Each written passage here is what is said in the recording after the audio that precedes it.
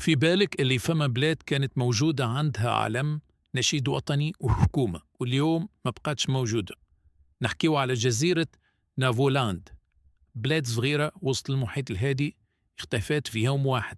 في عام 2003 السكان بداوا يلاحظوا أنه البحر قاعد يقرب أكثر من العادة، وبعد أشهر الموج والرياح ارتفعت وارتفع سطح البحر، ابتلع الأرض كلها والجزيرة ولات تحت الماء والناس تهجروا. الأمم المتحدة سجلت نافولاند كأول دولة ضحية لتغير المناخ، لا حرب لا أزمة مالية، بل الكوكب قاعد يسخن تدريجيا وموج ياكل في الأرض شوية بشوية.